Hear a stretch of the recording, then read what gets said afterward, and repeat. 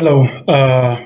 So great to be here and being joined by great speakers and discussants today. So today we're going to discuss about the future of the Arab world 10 years after the Arab Spring. Arab Spring, roughly 10 years ago, have started with great expectations. Simply the expectations were that the Middle East is going to witness a more inclusive political adventure, and the people's demands in all of this, the discourse of the history is going to be finally rationalized, maybe through the states and the states institutions. But shortly after that, great expectations, particularly by the counter-revolution forces coming into the stage, the picture has completely got a real change. And in specific, the counter-revolution that happened in Egypt, in a sense, has killed lots of these great expectations, and the maybe to a certain extent, the despair has been placed by that. So now, the last 10 years of the Arab Spring most probably is going to be a stage that's going to be determining the future of the Arab world, maybe for the next 10 years. So, as we can see, particularly by the counter-revolution forces and by the support coming from the West, at least the silence from the West, now we are witnessing a conflict between the societies and their states. So it is a kind of conflict of the change and those who want to keep the status quo. Unfortunately, the states, with the exception of Tunisia, the states could not achieve a peace with their own citizens. The tensions is still there, and it's a fertile ground for maybe many of the geopolitical surprises for the next decade. So I'm pleased to announce that today we are joined by great speakers and discussants. So the format is going to be for the first session of this roundtable discussion. Each of our speakers is going to have his own presentation, and if possible, keeping it between 5 minutes to 8 minutes. And then once the presentations from the speakers are done, we are going to shift to the second session of this discussion with the participants. The discussants are also going to join us. So I would like to introduce the speakers, the esteemed speakers. Mr. Mukhtar Lamani is with us, the former ambassador of OIC to United Nations, and Mr. Saeed Farjani is going to join us soon. We are unfortunately facing a technical problem. Our friends are trying to solve it. Once it's solved, it's going to be joining us. Mr. Saeed Farjani is an MP in Tunisia and senior official of Ennahda Party. And we are joined by Shadi Hamid, senior fellow at Brookings Institute, and Jamal Al-Shayel, senior correspondent at Al Jazeera Media Network. Mr. Mukhtar Lamani, I would like to go first with you. We're ready to listen to your presentation. Thank you very much, Mr. Rasool. It's a pleasure and honor. And let me begin, even in 5 minutes, it's too short, by thanking the organizers for this yearly initiative, gathering so many interesting people and having very good ideas. Of course, 10 years after the Arab Spring, and despite the current chaos in the region, known for its political stagnation, generalized corruption, and its repression as the only way of governance, some unprecedented transformations took or are taking place. Some of the most important of this transformation is the desertization of political used and sclerotic powers responsible of all political and socio-economic blockage known in the society. Of course, the situation in its different country is different, as you mentioned, the specific case of Tunisia as well. I would like, just to mention some words for the second wave of the Arab Spring that was stopped by the COVID-19 pandemic. The current situation looks worse. Civil wars, sectarianism, emergence of a brutal and unprecedented extremism, particularly bankrupt states, in a way that we were witnessing, since the 70s, 80s, a new notion in international law, which is a failed state. What's happening in this, we might have a new notion, which is a failed region. The whole region can be considered as failed. The dangers that are threatening the future of the region have never been so pressing. And of course, the most dangerous of which is the religious extremism. This religious extremism is, by definition, evolves very well in troubled waters and risks tipping the whole region into a project contrary to the democratic ideals of the young people who launched the Arab Spring 10 years ago. The highly conflicting regional and international agendas don't ease the tensions, and they are adding so many things that we are also witnessing some new element in international law. If you remember, during the Cold War, the most extremist to resolve any regional crisis, well, the superpower, the Soviet Union and the American and the States, because in the region people were so scared that the crisis can cross the border and come to them. What we were witnessing in the crisis after the Arab Spring, either in Iraq or in Syria, the most extremists were the regional, not the international with these conflicting agendas. Also, the strategy of the international community lacks responsiveness in setting clear objectives and the means to achieve them. Thus, the recent losses of the ISIS in Iraq as well as in Syria seem to be offset by some gains elsewhere, particularly in the neighboring region of the Sahel, south of the Arab world. The Arab Spring must be included in a long-term analysis, notwithstanding the attempts by the forces of Islamist conservatism or the counter-revolutionary attempts by the dominant elites since independence block any serious commitment to real democratizations. Of course, revolutions and their success are not measured in months or years.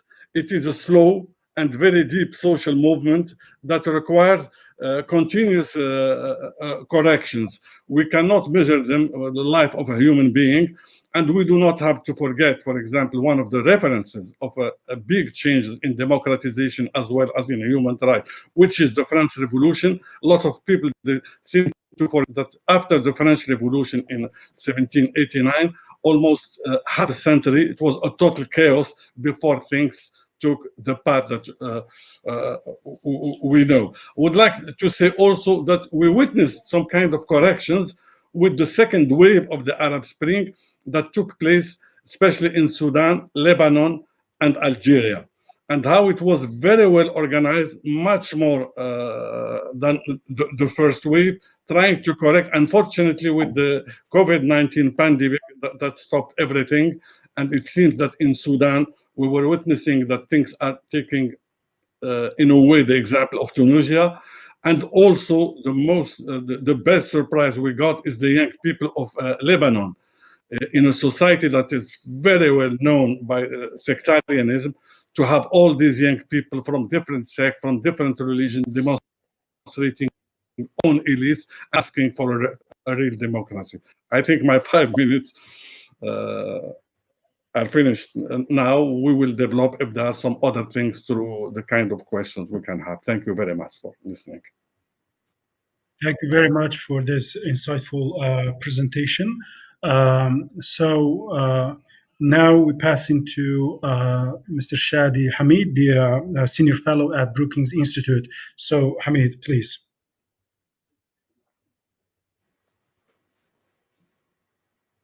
Okay. Hello. First of all, thanks for having me. Good to be with all of you. I'll make two main points. The first on repression and how we understand that word, and then the second point I'll make is about the U.S. role. So on repression, I'll start on a depressing note. I think one of the major lessons of the Arab Spring, unfortunately, is that repression works. It doesn't necessarily work in the long run, and I'll get to that in a moment, but in the short to medium term, repression can be very effective.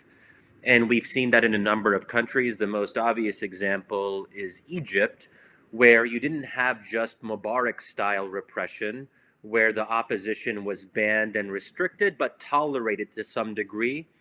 We see full-blown authoritarianism, almost something akin to totalitarianism, where there simply isn't any room for political competition.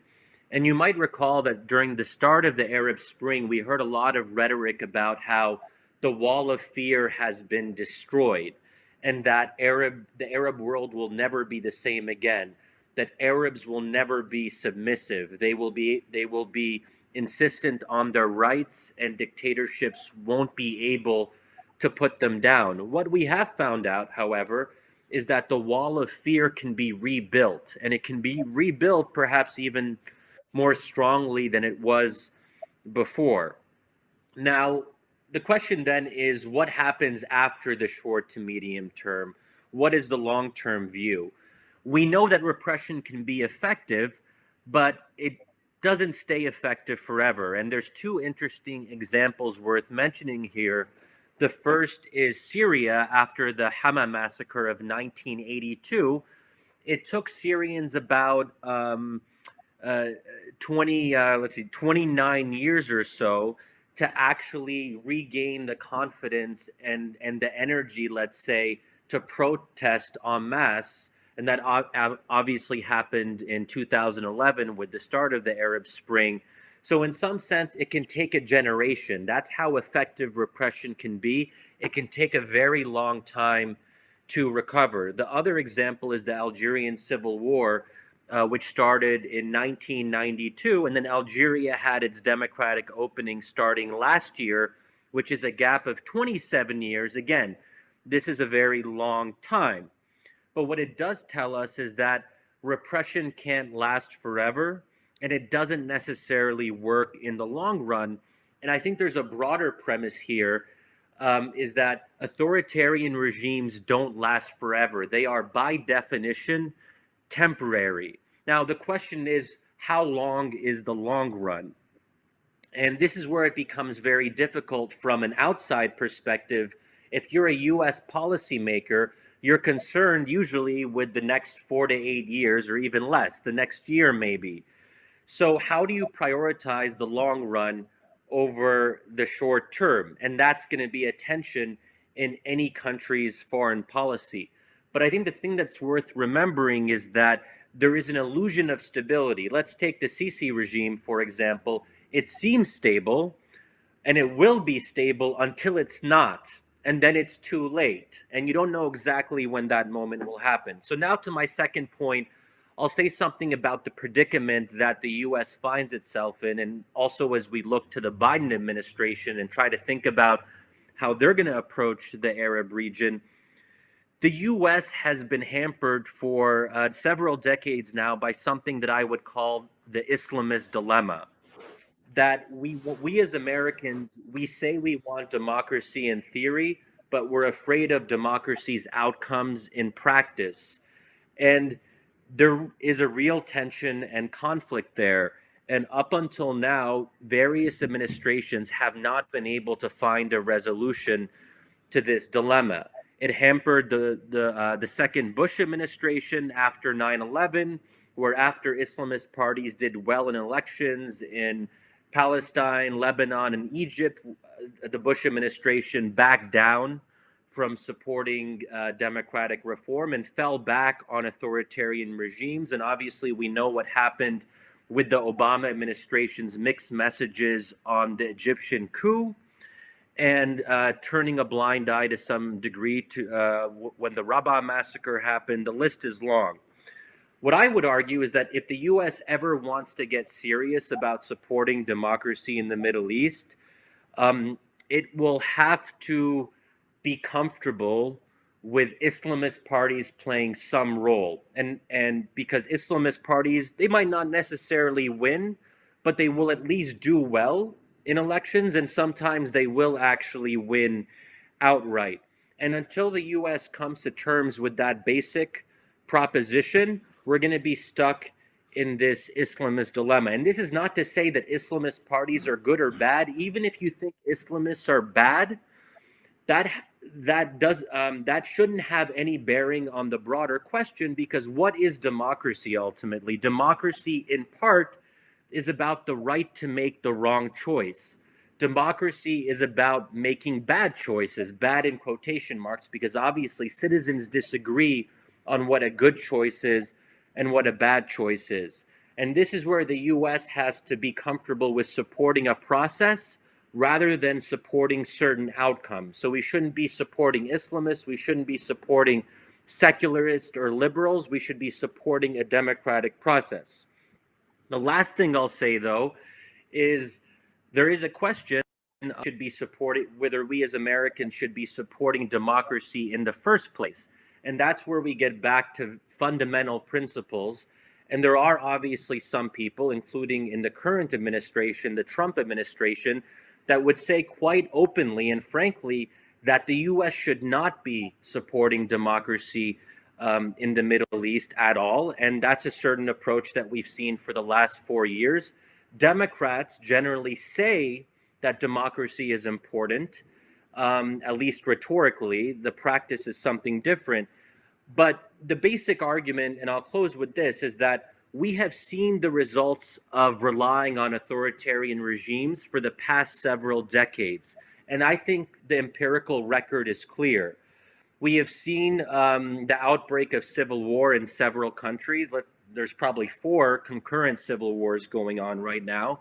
We've obviously seen the rise of terrorism with ISIS and Al-Qaeda, 9/11 obviously being the case that is most relevant to the U.S. And we've also seen more recently how instability that results from civil war spills over into countries like Europe, and which creates instability and the rise of right-wing populism in the European context. So we see a lot of spillover effects, and at some point we have to ask ourselves, if supporting authoritarian regimes, if business as usual is producing a violent, conflictual, unstable Middle East, at some point we have to ask ourselves, are we going to continue doing the same thing even though we know it produces these very problematic outcomes? So I'll end there. Thank you.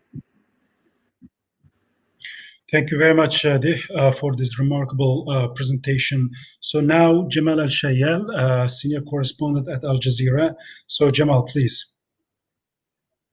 Thank you very much. Bismillah ar-Rahman ar-Rahim. Assalamu alaikum. Thank you for the invitation. Just to get straight into it, obviously, I think it's one of the things, the questions that we need to look at when we're assessing what's happened over the past 10 years, when we're assessing the Arab Spring and trying to take heed from it, what we can predict, is just to question why it happened. And there's been a lot of discussions about it. People who believe, the main trigger was an economic one. Others who believe that, from the bizarre conspiracy theories that the anti-coup, or rather, the anti-revolutionary forces put out, that this was some sort of Israeli-American plot to divide the Arab world even more than it's divided, to the more kind of academic assessments of this is just simply people revolting because they weren't able to put food on the table. There is a mixture of things that took place in 2010, late 2010, 2011. But the reality is that those things were fermenting in the Arab world for several years. There's a journalist reporting, I was in Mahalla in Egypt in 2008 when the April 6th movement kind of erupted and those protests happened. In fact, one of the first times people took to the streets and took to Tahrir Square in particular and protested was all the way back in 2005 that I could remember as well. And it was something that brewed up. So the question is here, is why did the millions of people across the Arab world choose to take a route of mass protests and try and topple regimes that others would have seen to provide quote unquote stability and security? Why were thousands of people willing to risk their lives and ultimately their livelihoods and were killed for what reasons? To look at the Arab world detached from the fact that it has essentially been under some sort of foreign rule or influence and has never really experienced any real freedom for the best part of 100 years would be essentially getting rid of the main cause for a lot of the movements that have been occurring.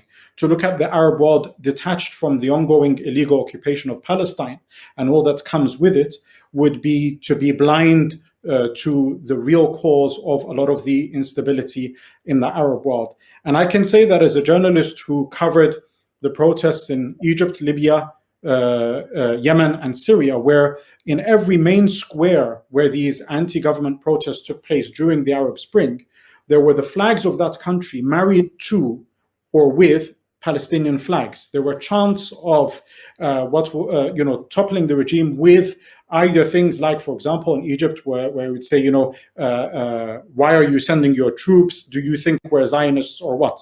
This was one of the chants that the protesters had, and so forth. So this is something that I think is very significant.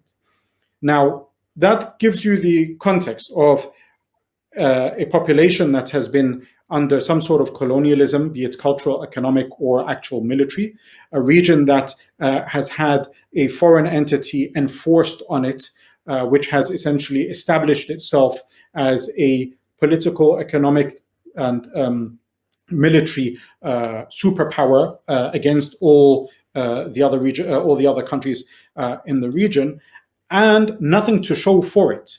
Ultimately, those who have been asked to stay silent about these things maybe would have been able to continue staying silent, let's say, if the education systems in the Arab world were good, or if the economic prospects for their children were good. Those are the secondary issues to it, in my view. Once people decided that there was no hope, after living those 20, 30, 40 years under the Assads and the Mubaraks and the Qaddafis of the region, and decided to take things into their hand, the danger then, the fault lines changed. And here the fault lines, and I would disagree somewhat with what His Excellency, the former ambassador, said, isn't necessarily about religious extremism on one hand and other. The fault lines in the Arab world, very simply right now, are between those who believe in pluralism and those who view pluralism as an existential threat to the current systems. It's not about Islamist versus secularist. It is not about necessarily even the Arab Spring versus others. It is just this concept of pluralism, because we can't even dream to see democracy if we can't even accept and implement the most basic tenets of it, which is to agree to disagree, to have some sort of pluralism, right? So on the one hand, you have countries like the United Arab Emirates, like Saudi Arabia, and like the military in Egypt, who do not have any room or scope to accept an alternative opinion. For them, pluralism will ultimately lead to a change in power, because that's what it leads. If you accept that there is, everybody has a right to a different point of view, the end of that road, the end of that argument is that everyone will have a right to choose how they are governed. Everyone will have a right to choose what policies to pursue. And therefore, we will then result in some sort of a political system that isn't the one that exists now, which is authoritarianism, which is absolute monarchy. On the other side of that debate, you have countries like Turkey, like Qatar, who aren't necessarily, I'm not talking about utopian democracies here, but who do believe in pluralism to an extent, who are willing to sit at the table with those who may not necessarily agree with them, and at least believe that those who disagree with them still deserve the right to live, shouldn't be massacred in the squares of Rab'a or in the cities of Aleppo and so forth. Moving forward now, yes, here Shadi made a good point that, many people believed that the wall of fear, as it was called, was destroyed and so forth. And yes, it was built up very quickly. But I think where 2011 failed and where the next wave of protests will succeed is that 2011 was very clear with what it was against, right? So they were against Mubarak, they were against all these different figures, but it had no idea of what it was for. And that's why, for example, the revolutionary forces, although united during the 18 days in Egypt, for example, only took a few weeks before they were divided, because there was no clear vision where they could agree on one thing, right? And by this, I think this is where the kind of political immaturity and inexperience and the results of decades of living under colonialism led to. You don't have that experience, but obviously hindsight is 2020, as they say. That they didn't have the idea of let us put some roots for a political process. Where Tunisia became a success story is because the focus was on trying to establish that process first, was trying to create a political environment that was welcoming to pluralism.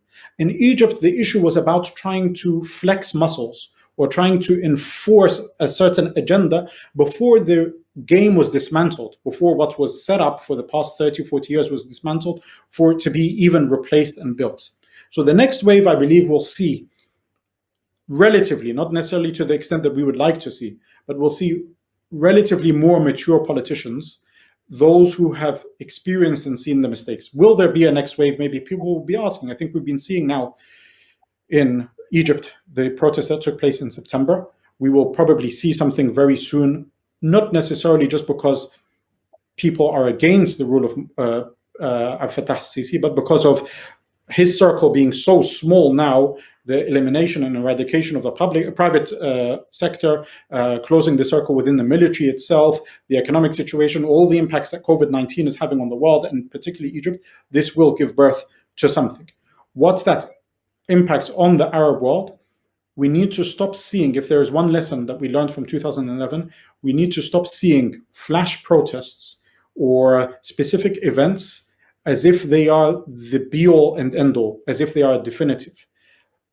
Something that has been built, a system that has existed for decades, is not going to be dismantled in 18 days. It definitely won't be rebuilt in 18 days. So my view is that there will be, and we're seeing the murmurings, we're seeing these things bubble up. There will be a second and third and fourth round, but it will, and ultimately this will result in a transformation of the political system in the Arab world. But the truth, if there is a truth that the Arab world needs to answer, the same way the US needs to answer the question that Shadi posed about whether it wants to accept democracy or not, because obviously democracy would mean, certain parties winning and so forth. What people need to realize is there is no such thing as a popular movement in the Arab world without the dismantling of monarchies in Saudi Arabia, absolute dictatorships in Egypt and Syria and so forth. It's just not going to work out. So either there will be, Jamal, an Jamal, infinite kind of, yes. Sorry for interruption. We are exceeding the time, so could you please summarize it? Then in the second part of the discussion, there will be questions toward you, and then maybe you can take it from there. For sure. No, just to sum up on this point, the simple question that the Arab world needs to understand first and foremost is whether it's going to accept pluralism. And this is the first challenge it needs to do for it to have any hope of some sort of democracy. And second thing is to accept that the eventual result of having democracy in one of these countries will be having democracy in all of these countries. You can't separate the two. Thank you, Jamal, for this remarkable presentation. So we are joined by great, remarkable discussants. Madawi Al-Rashid is with us, Wisdom Professor at LAC Middle East Center. Maha Azam, head of the Egyptian Revolutionary Council, is with us. Amarka, the executive director of Omran for Strategic Studies and the board member of the Syrian Forum, is with us. Mr. Yasin Akta is with us. Yasin Akta is advisor to the chairman of AK Party, the ruling party in Turkey, and also a professor at Yildirim Bezd University. Mr. Ahmed Usal is with us. Mr. Ahmed is director of the Middle Eastern Studies Center and a professor at Istanbul University. We are joined by Iyad al-Baghdadi, who is the president of Kawakibi Foundation, and Radwan Masmoudi, president for the study of Islam and democracy in Washington, D.C.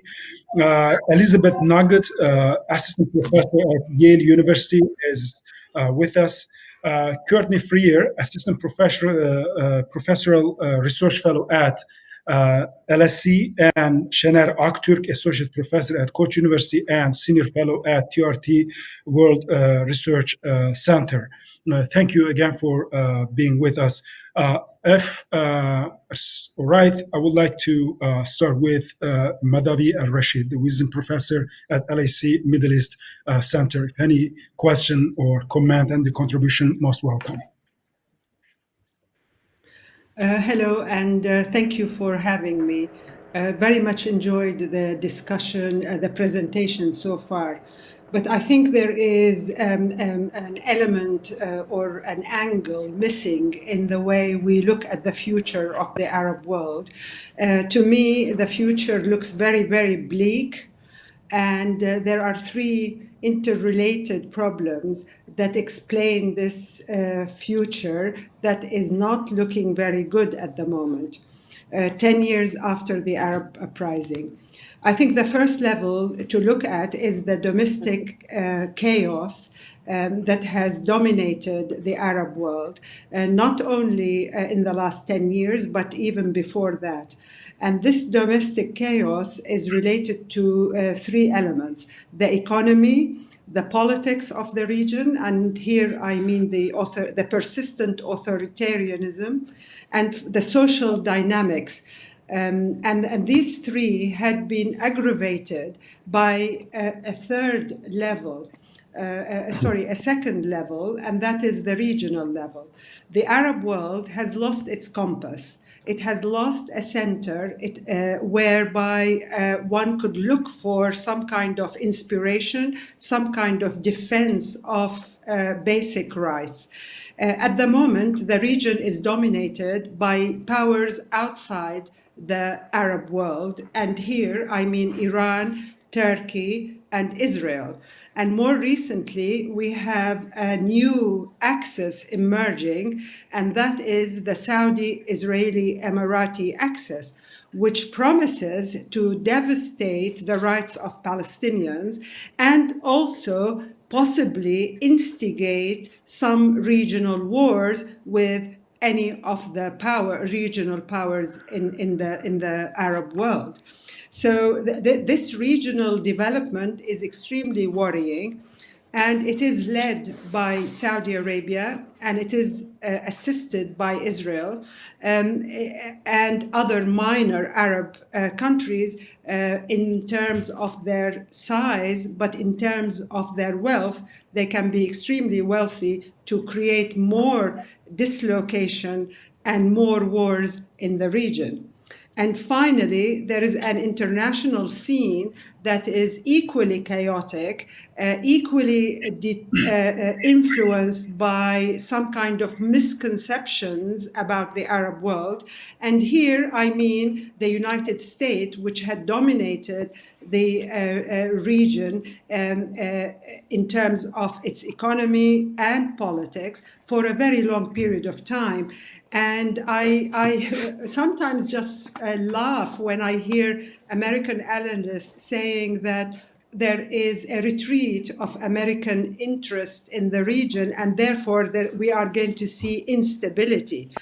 But I mean, any historian of the region will see that since the Second World War, the insecurity and instability of the Arab world was a direct response to American intervention on behalf of certain forces, for example, Israel or the dictatorships in the Arab world, that had led to what we are seeing now, and that is the total collapse of states from Baghdad to Beirut or from Yemen to North Africa.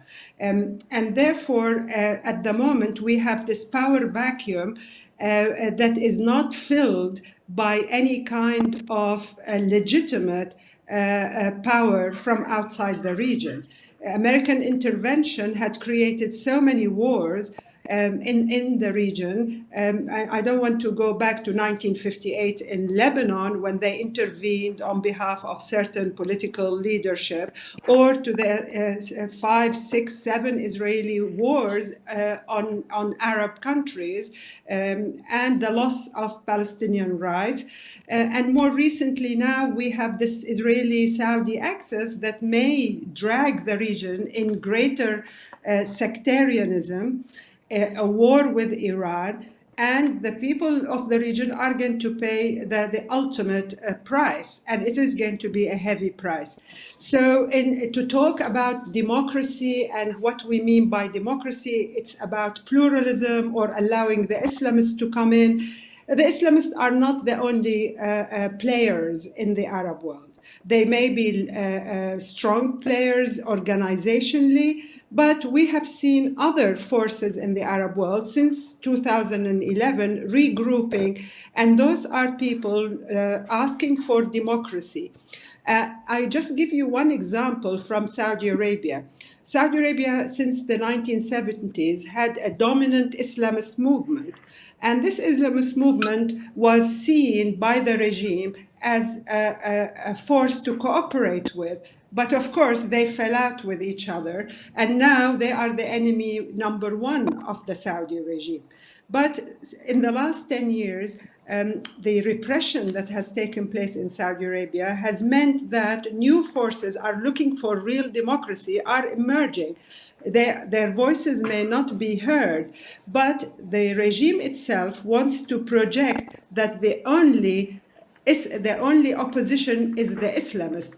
And believe me, many Saudis that I have worked with as an academic, as a researcher, they do not want to replace the Saudi regime that has used and abused religion for over a century and vote for an Islamist opposition that wants to bring the population into the first Saudi Wahhabi pact of the 18th century.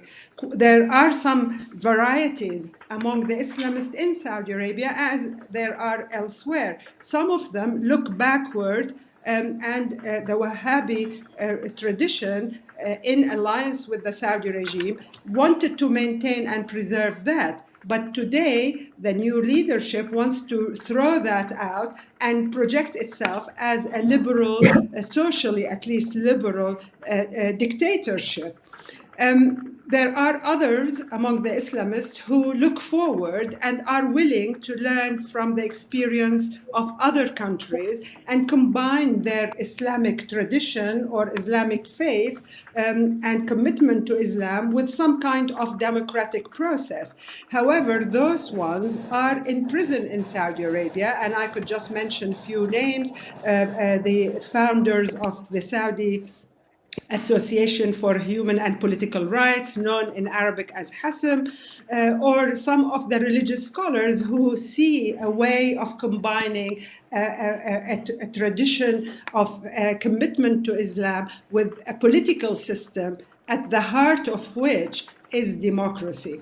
So I think that if we want to talk about the future of the Arab world over the coming decade or even longer, I see that these three factors are going to intermingle, and there will be a lot of devastation before there is a light at the end of the tunnel.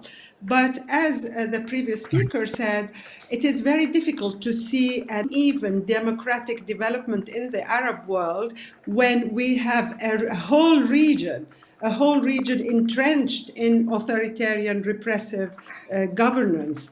It is very unlikely that any experiment in democratization will succeed as long as there is wealth in countries that are wealthy, especially oil-producing countries like Saudi Arabia and the other Gulf countries, pouring their resources in order to maintain a status quo of repression so that they don't look very odd in a region moving towards democratization. So if there is any hope for the Arab world, Sorry. it has to be across the region rather than in single countries, because the others, the wealthy ones, will fight that experiment and eventually kill it. Thank you very much. Thank you. Thank you, Professor Rashid. Mr. Iyad Al-Baghdadi, president of Kawakibi Foundation, your contribution, comments, or questions are most welcome, please. Well, thank you so much. So we've heard a lot of doom and gloom, and I want to present a different thesis here. I mean, anybody looking at the Middle East and North Africa region around this 2020 would be excused if they see nothing but despair. The region looks darker than it's ever been in a long time.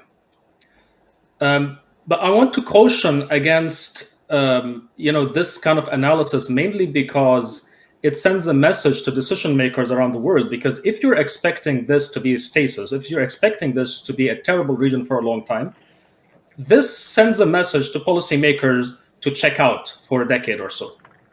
And this is, this actually is to the benefit of the dictators. I want to actually give you a different thesis. If you look side by side, there is, of course, the rise of a new generation. There are, of course, very important trends in demographics, in economics, in connectivity, in social media, in education. This is basically an intergenerational transition, of epic proportion. This is the largest cohort of educated Arabs in Arab history. If you look here, you're going to see that within this ecosystem, not a single regime is sustainable. You're going to see an ecosystem in which certain things are coexisting. You can see that you have democratic transitions in some places. And I think that, in our discussions so far, we've kind of privileged Egypt.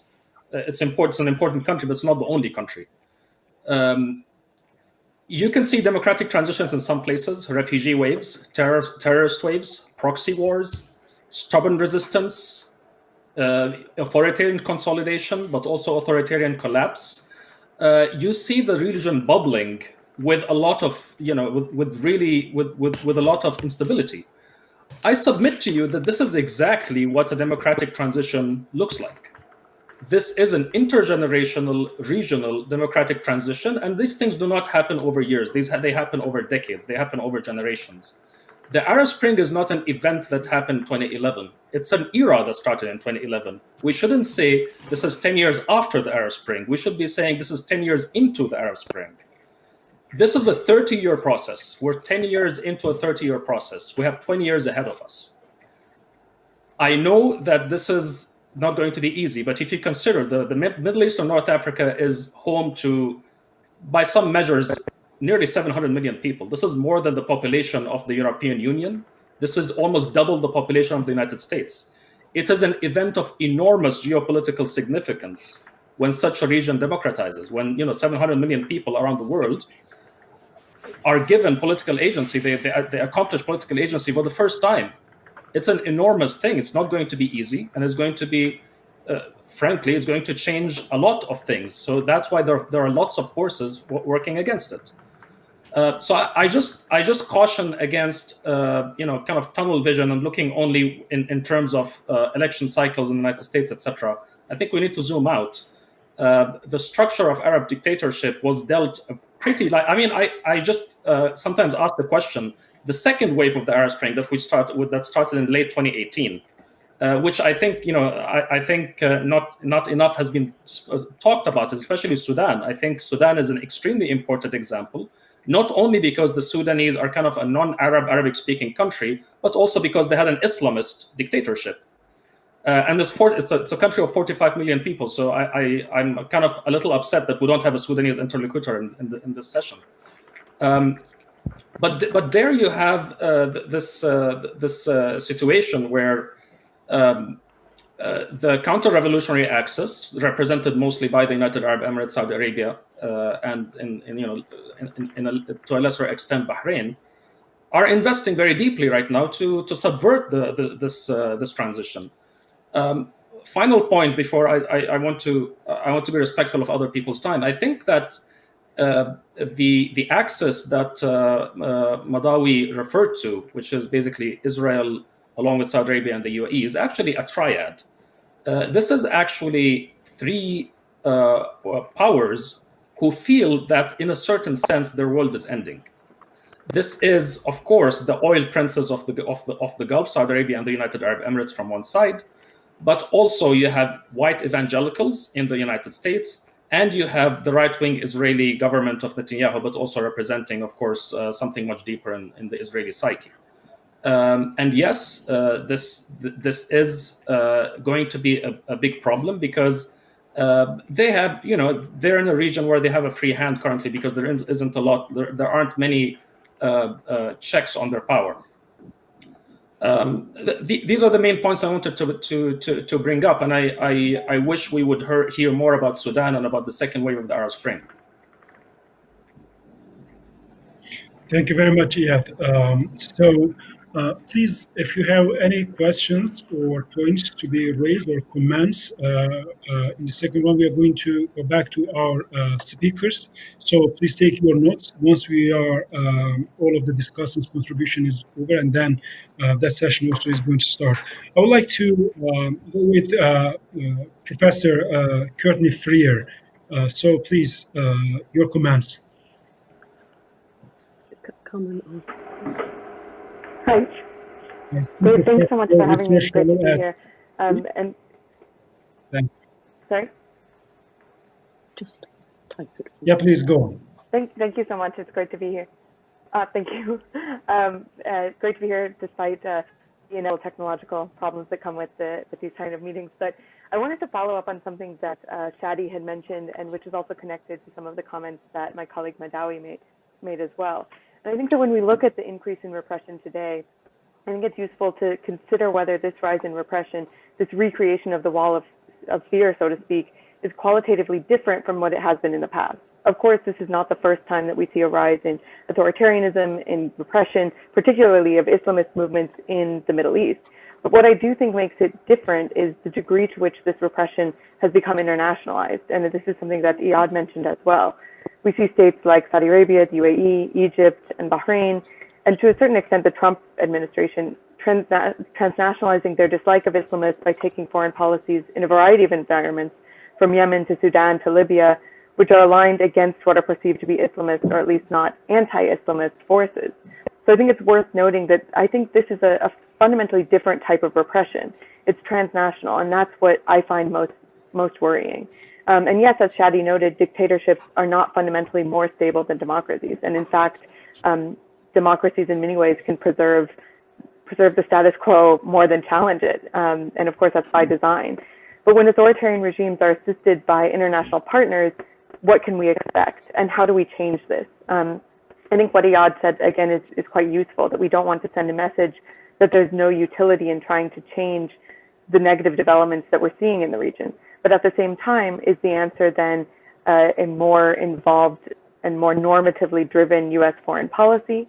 Because I think there is some danger in that. We could be returning to, for instance, a George W. Bush era of democracy promotion, which privileges certain political actors over others. So I think one thing that does help is forums like this and getting to speak with people who are trying to push forward change in a way that challenges the status quo, because I think that this internationalization of repression, particularly when it comes to Islamist movements, is something that is qualitatively different from what we've seen in the past and has been born out of, I guess, this first decade of the Arab Spring. Thank you very much, Courtney. So I would like to go with Maha Azam, head of the Egyptian Revolutionary Council. So Maha, please. Thank you very much, and thank you to TRT for organizing this conference, which I think is very timely and very important. There are a couple of things I'd like to highlight. One of them is the issue of repression, that repression has been continuous over decades against anyone who dared confront the regime. But post the Arab Spring, what we're seeing is something of unprecedented levels of repression across many sectors of society, because 2011, 2010, 2011 broke something. It created fear, not only, it created fear in the hearts of regimes as never before. We know that in Egypt under Nasser, there was repression throughout the Arab world, and this repression has not stopped.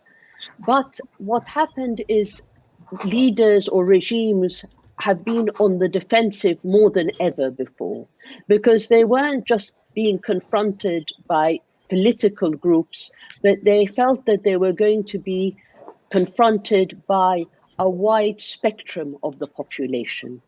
And that is why we hear from Sisi very frequently when he makes his speeches that he's never again going to allow for a repeat of January 25th. Of course, what we see is dictatorship, if you like, despite its show of strength. I believe that over time, it is dictatorship in retreat.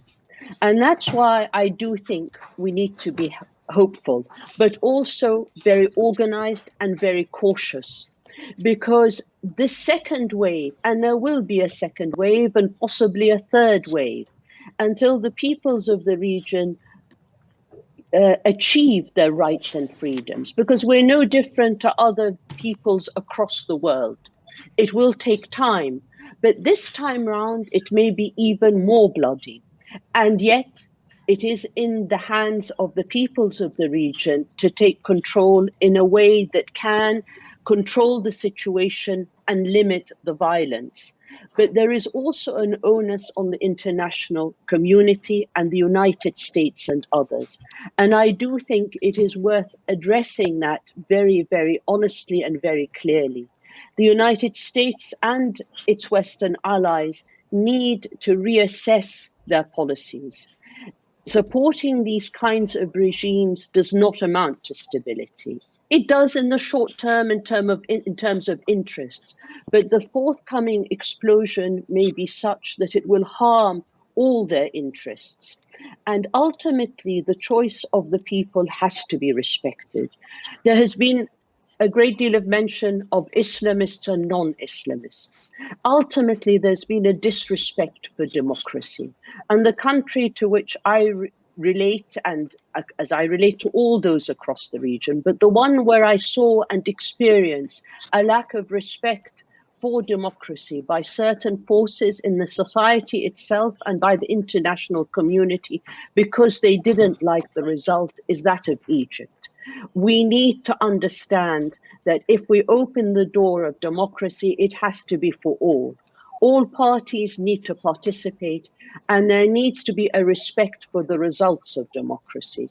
Until the United States and others respect that, we're going to continue to have cosmetic change and not real change. And I think one of the main issues we need to look out in the coming years is if some of these countries do see change, it must be real change that offers development and an end of corruption. Because again, one of the main issues I'd like to raise here, despite the limited time, is the issue of poverty across the region. In Egypt, we have 60% of society living in poverty. We have poverty across the region. We have the fight against corruption that is, it's not that it's endemic. The idea is that the regimes have sustained corruption in order to survive. They have poured in money into projects that have not benefited the majority of society. We have poor health services, we have poor education, we have poor infrastructure. We have decaying states and societies, not only political systems, but societies in which the majority do not have any hope for the future, where we have high levels of unemployment among the youth and among society at large. These questions need to be addressed, and they're the ones that are most pertinent for people, not what political system is on offer in terms of different political parties vying for power, but what development is going to look like, and where there can be accountability and participation. So far, throughout the Arab region, there is no accountability, and we can see the interference of regional powers of the Gulf just because they are very scared. They are terrified of change. And the United States, and we look to the Biden administration, and I don't say this with shame, to get its act right, to know that if it's going to decide to be on the right side of history or not. So far, the United States has not stood by its values. I don't know whether it will this time or not, but we want to give it the benefit of the doubt. Supporting the Gulf states that are meddling in the region and causing havoc to the region is not a recipe for stability. Thank you very much. Thank you, Maha, for this remarkable contribution. So before passing to Ammar Kaf, please, if we can, keep the summaries within the time limit, because we need to go for the second run for the speakers, and they will be pleased to answer your questions. So Ammar Kaf, the Executive Director of Imran for Strategic Studies and board member of the Syrian Forum, he himself is from Syria, maybe the most suffering country from the Arab Spring. So I'm very much curious about your approach. Ammar, please. Thank you, Rasul, and thank you for my colleagues, wonderful colleagues here. I wanted to agree with Iyad, actually, who mentioned that this is just the beginning of a new era. This is an era that it has deconstructed the old world order and has begun the launch of a new order. This new order is chaotic. Yes, it is. Currently, it's not very optimistic, but this is just the beginning of a new development. This is an end to the monopoly of use of force by traditional armies. New technologies. This is the world of proxies. This is the world of private security companies in Syria, in Libya, in Azerbaijan, in Somalia, in Ethiopia. I mean, you name it. And there's countries we probably don't even know that they already have these types. So it's an end of this central army. The idea that there's a central army that controls the country and defends the borders. Borders have become porous. So this is not globalization. This is probably post-globalization, in my opinion. And so this is a new generation, as one of my colleagues mentioned, a new generation of. This is not Generation X or Z. This is probably a new generation that we probably don't know yet. Their positions and their trends and how they will behave in the next 10 years. This is a generation that is about 65%, I would say, according to some studies, of the Middle East are young, displaced refugees in their own countries or in other countries. The highest refugees that we have seen. I mean, 50%, 60% of Syria's population has been displaced. And Yemen and Libya and so forth. You have a new Turkey, a new Istanbul that hosts over 1 million Arabs at least in the city of Istanbul. You know, a few years back, one of my colleagues here said, well, you know, all these Syrian restaurants will probably shut down and will integrate into Turkish culture. And guess what? Even with Corona, they're popping up more than ever. And so it's a new phase of what we're living through. It's an end of the central state, the idea that there's a central state that controls all aspects of lives. It's an end to the ideas that the central issue of the Muslim population is only and solely the issue of Palestine versus Israel, when we now have multiple enemies of the Middle East. You have Iran, you have Russia, you have the withdrawal of the U.S. You have so many other poles that pose a new landscape, per se. There's no more duality of secular versus Islamist. I disagree that we have. I mean, I think this is just a long, everlasting conversation of Islamist versus secular versus liberal versus all that.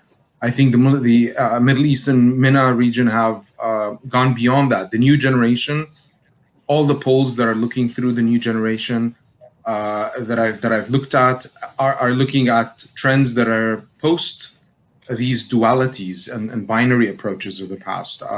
So I think, and the displacement, which brings us also to what Iyad mentioned, the issue of demographics, a new landscape, a new demographics of every country of displacement that we will only see the results of which in the next 10 years. I mean, the last time we've had a major shock, earthquake to the world order was 9/11, 20 years ago.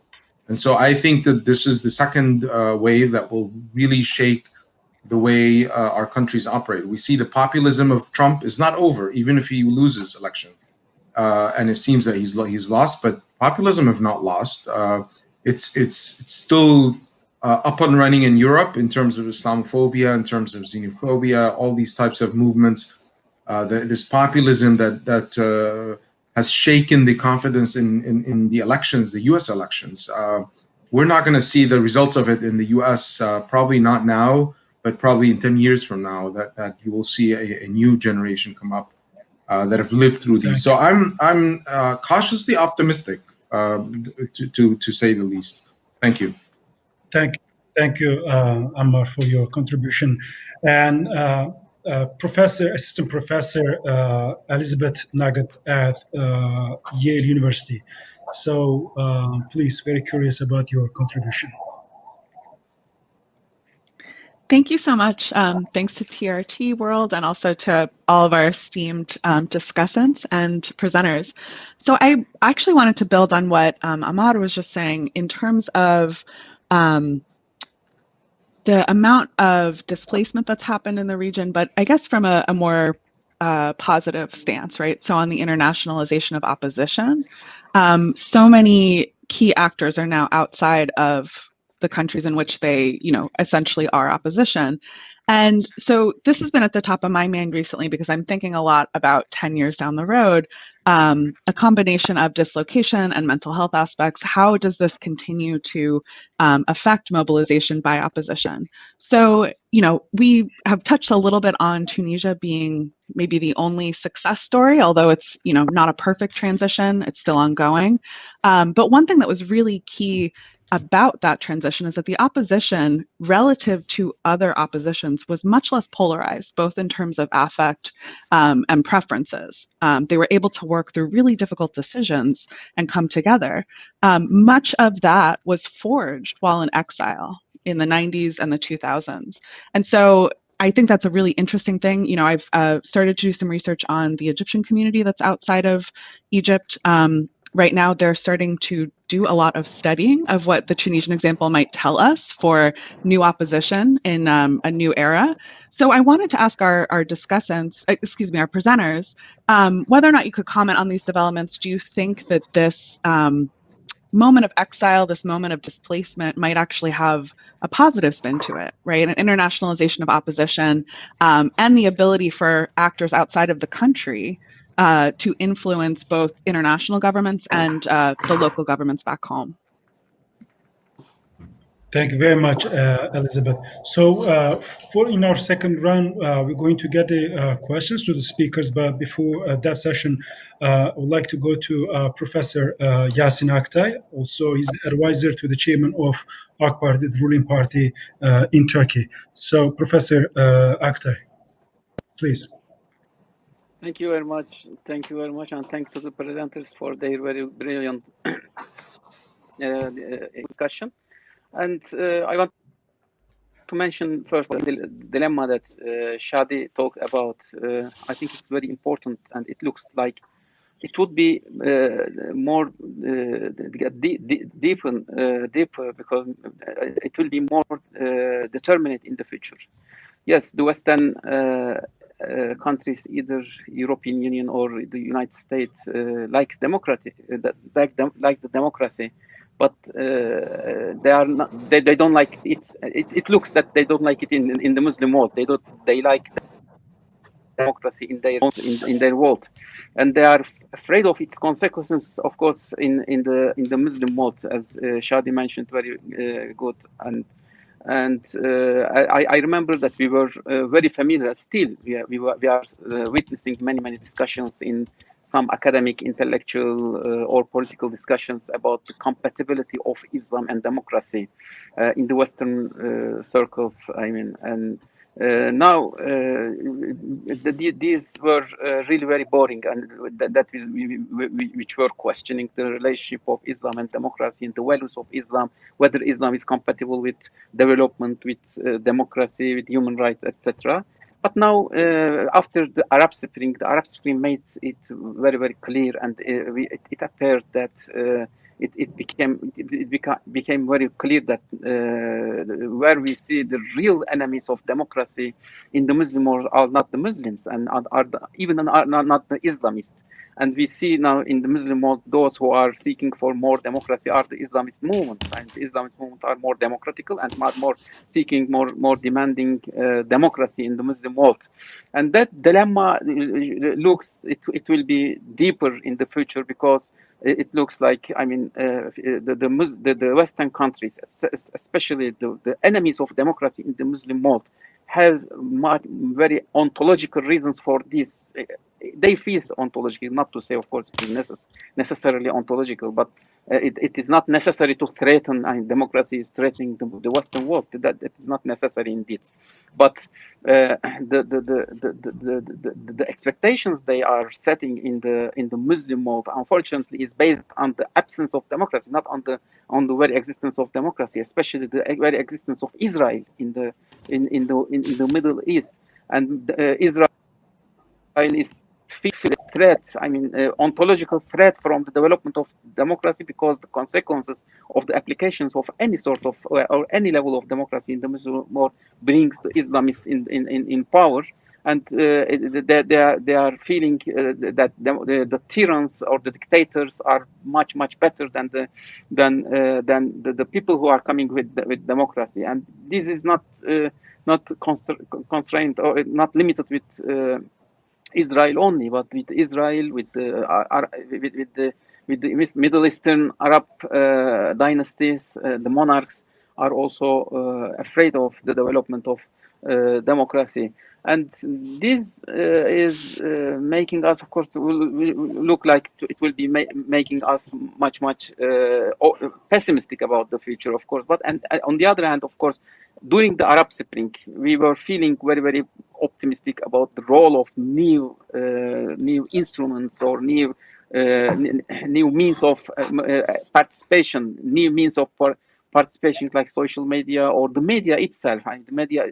I remember one word was mentioned about the role of media in the Arab Spring, saying that if these media was in the 40s, it will be impossible, for example, the establishment of Israel, because this has played very important role in making people. But then the same media couldn't preclude, for example, the counter-revolutions, and still, in spite of these very active, very strong media with its social sort or its conventional sort, doesn't, for example, help in establishing or in making scandalizing the existing, for example, massacres or dictators of the tortures of human rights violations of the Muslim world. On the other hand, of course, democracy versus dictatorship discourse is being used not against the dictators in the Middle East, but it is used against Turkey.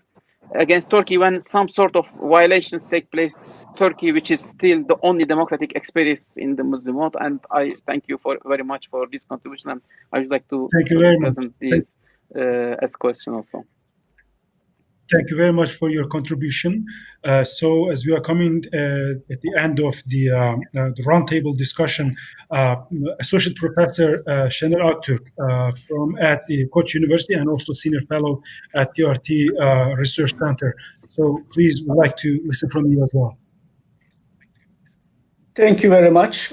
So my comment and question follow up on several of the comments by Jamal Al-Shayel, Madawi Al-Rashid, Amar Haf, among others.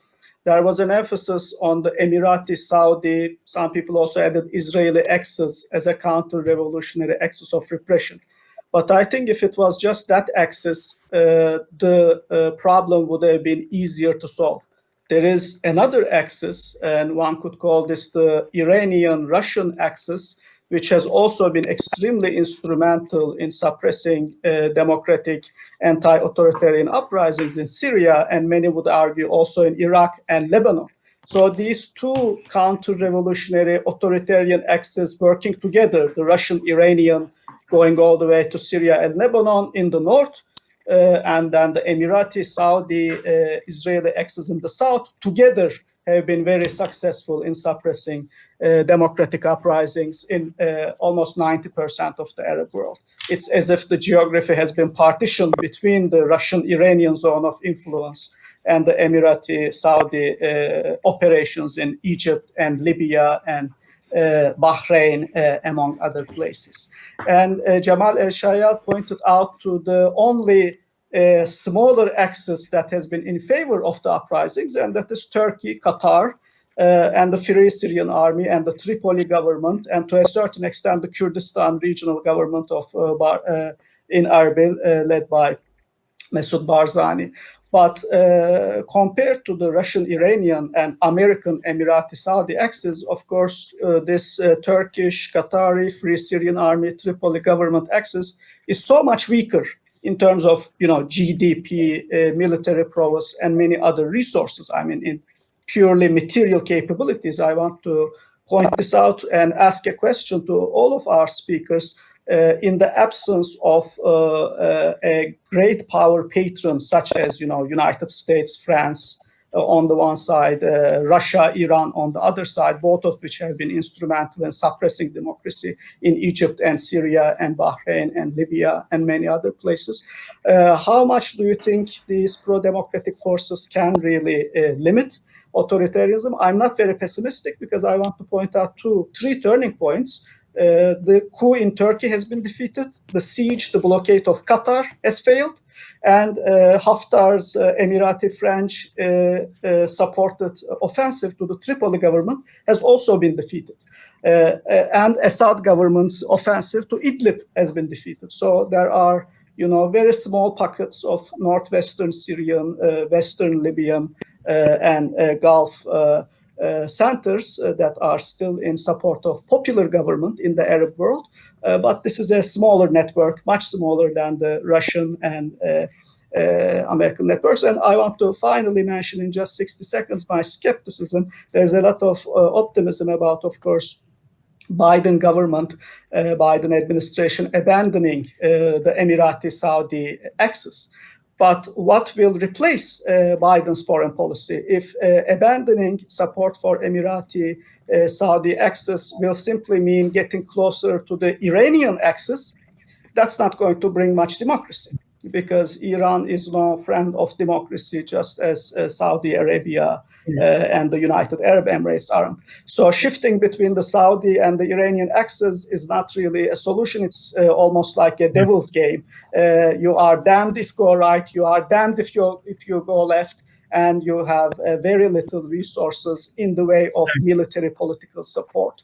And as a Turkish citizen living in Turkey with okay, yes, so thank you very much. I don't want to take any much time. I learned a lot and I look forward to learning. Very much for your contribution. So Iyad al-Baghdadi, president of Kawakibi Foundation, has some points to be raised. Please, Iyad. Oh, thank you so much. Thank you for your generosity with the time. Perhaps I just wanted to point to certain trends. I'm kind of picking up on themes that have been discussed already, but I think I just want to zoom in a little bit more.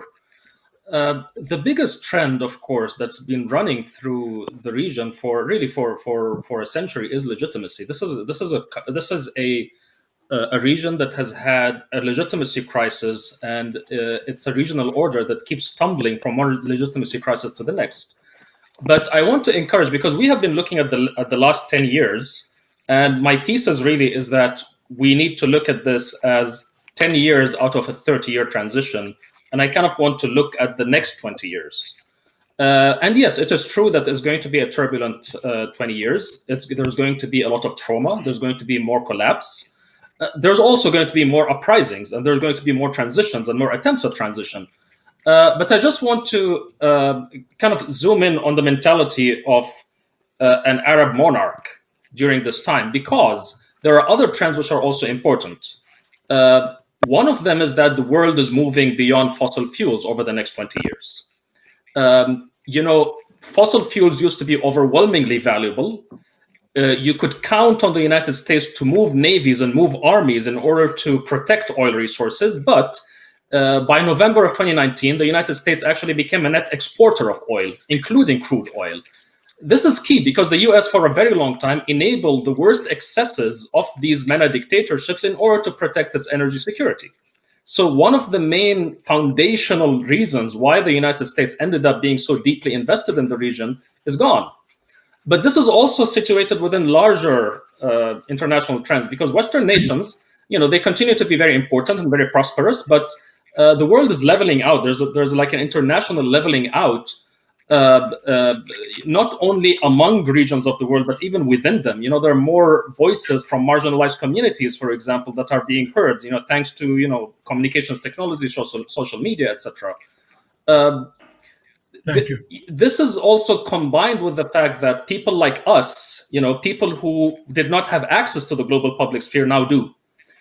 So I think this really creates a situation for a lot of these monarchs that, it does feel like what worked for a very long time stopped working. Thank you, Iyad. If it's possible, can you quickly just sum it up?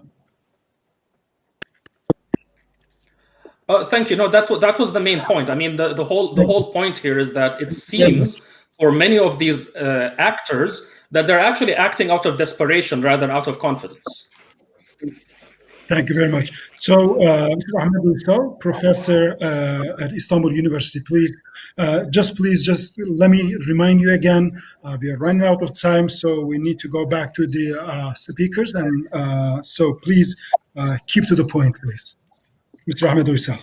Yes, please. Yes, thank you. And I want to mention that Arab democratic aspirations are still valid. Freedom, dignity, and bread, they say, but like more fighting poverty. We have no need to despair, because last year we actually seen second round of Arab Spring with serious protests in Iraq, Algeria that toppled the governments at least, and regime in Sudan and Lebanon, and some level in Egypt. So we have this is a learning process. I think we should now convince the foreign powers that democracy, especially Arab democracy, is not against them. Obama blew it, unfortunately, but Biden may not and should not, because he also won the elections with the help of Muslim diaspora in America.